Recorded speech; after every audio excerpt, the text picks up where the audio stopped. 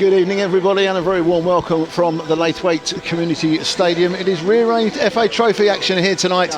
I'm delighted to be joined on my right hand side for the first time in about 6.5 years by the enigma that is Mr. John Moore. John, it is wonderful to be back alongside you in the press box tonight.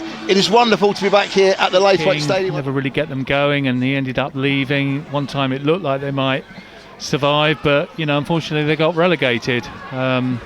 So it's very much a rebuild and a restart for them. It's a good turn by Buterman inside his own half, and he's released Denon Lewis over on that far side. Flag stays down. The yellow shirts were looking around. Ball's been pulled back. Edge of the penalty area. Played square. Chance. Shot comes in. Deflected up in the air. McNerney wins the header to half get it away.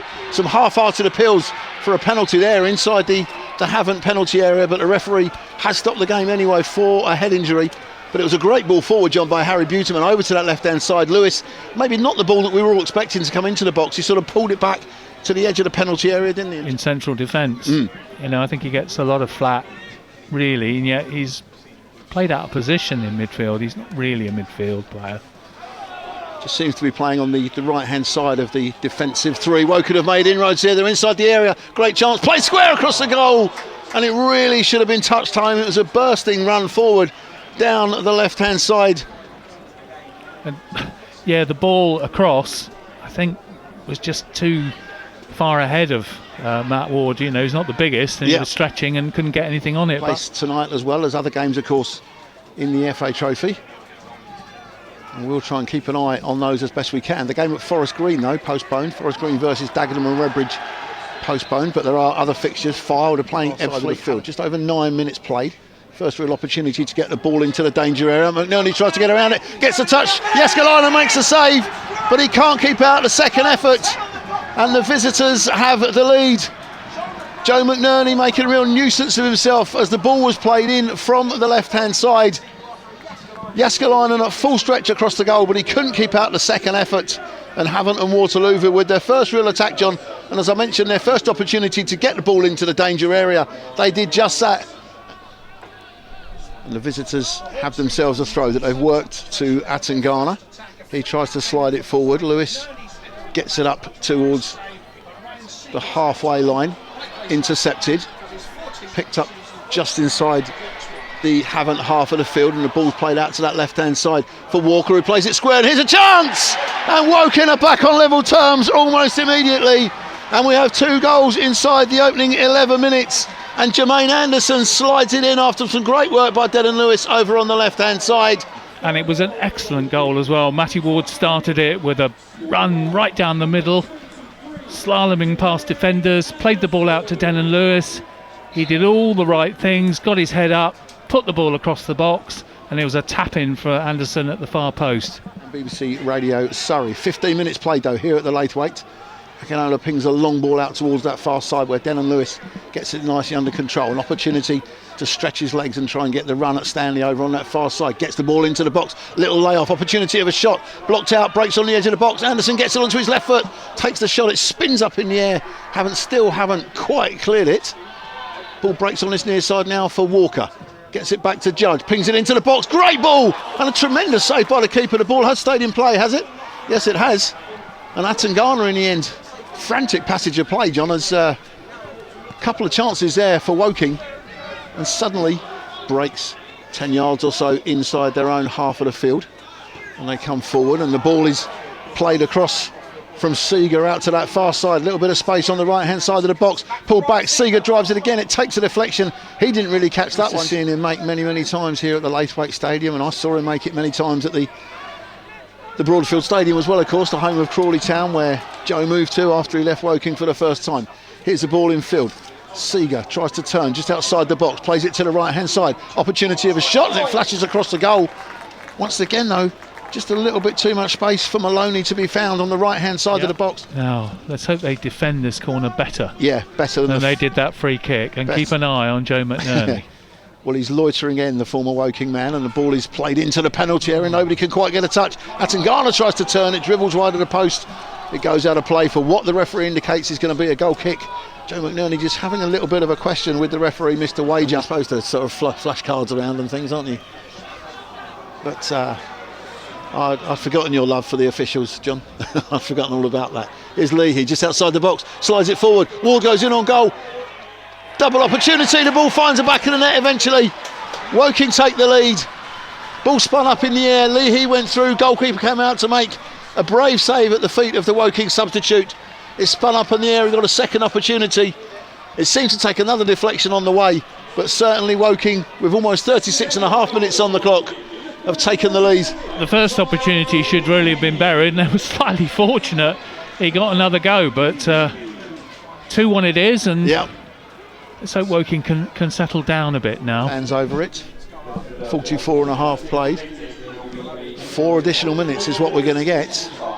4 additional minutes, and we have just ticked into that now, and that's a very clever header out to that far side, and Buteman breaks forward over the halfway line, and Woking have got bodies forward if Buteman can find the right pass. Bodies in the box, the yellow shirts have got back. Buteman's been held up slightly, been held up a little bit too long, has worked it out to that far side. Flag stays down, play still goes on. Woking have it on that far side, into the box it comes. Buteman with the header straight into the gloves of the goalkeeper Dzinski, and it could have gone either side, 6 inches of the goalkeeper, and it would have found the back of the net, but Buteman put the header, John, down into the floor, and in the one place where the goalkeeper was able to make a relatively routine save. Andrews on the halfway line, who plays it into the centre circle for Harries, who slides it forward. Walker touches it off to Leahy just outside the box. Will he fancy his chances?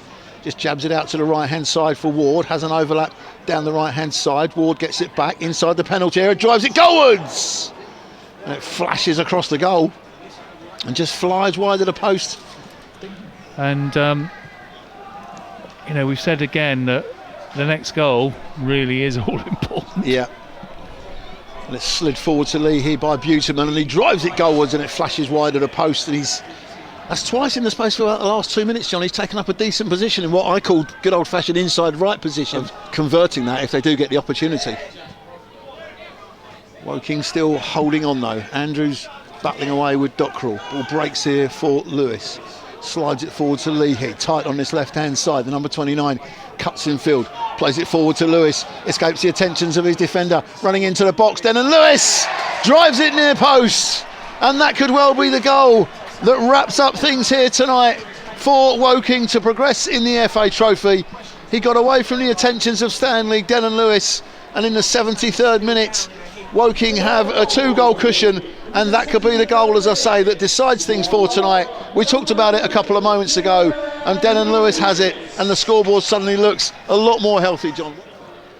Plenty of yellow shirts in and around the penalty area. Ball swung in from that far side. Up go the heads, it lands on the goal line. Do they force it home? Yes, they do. And there is that goal. Attangana was in there. Seeger was in there again, I think, as well. And John, as you quite rightly say, they had to be careful on the goal line. It was very, very similar in a way to the goal that they scored early on that got the ball rolling in this game. But we've got 82 and a half minutes on the clock now. And it's sort of similar sort of angle to where the ball was played in for the first goal. Austin delivers it up towards that far side. Woking need to win the first header. They don't quite. Breaks here for a drive at goal. It's in the back of the net. And suddenly Seeger has a hat-trick. And from absolutely nowhere, with 4 minutes on the clock, Havant and Waterlooville have got themselves back in the game. Woking led with 7 minutes to go, and Seeger has a hat-trick tonight, and suddenly we are staring down the barrel of a penalty shootout. A free kick in from this right-hand side, not dealt with again by the Woking defence, headed back across goal, and Seeger didn't really catch it properly, but it did enough to get beyond Jääskeläinen and into the back of the net, and suddenly, John, we are all square. Woking 3, Havant and Waterlooville 3. Inside, Judge plays it to Akinola. Woking knocking it around nicely, but if they're going to find something in the 60 seconds or so that remain, they need to get it into the box. Here's Denon Lewis, and he took it under control brilliantly, and then drives it up, and not just over the top of the crossbar. Everybody in and around the penalty area. No outlet really if they do win the first ball. Here comes the corner, swung in left-footed towards the near post. Little flick goalwards, headed goalwards again. McNerney got the first touch. Wilson got the second touch. Jääskeläinen had to make the save on the goal line. Oh my goodness me, Woking got out of jail yet again. Yes, they did. None of them challenged, and the ball, that should have been buried. Here's Judge, plays it forward. One more chance maybe for Woking. Leahy breaks away from his man, goes over under a strong challenge from Joe McNerney. Still stands over it. What can Woking do? We're over the end of time now. Here's the ball bent in towards the goal, and Dzinski makes the save. and that could well be the last little bit of action as the referee puts his whistle to his lips and he blows the full-time whistle. And it does mean, John, that we will go to a penalty shootout here. Well, from a Woking perspective, the villains of the piece are those three centre-backs, regardless of what happens. Here's Judge, right-footed. Oh, he cannons it off the post. Goalkeeper didn't move, and it's hit the bottom of the goalkeeper's right-hand post and spun back into play. And Woking, sadly, missed the first spot kick of the penalty shootout. Dudzinski didn't even move.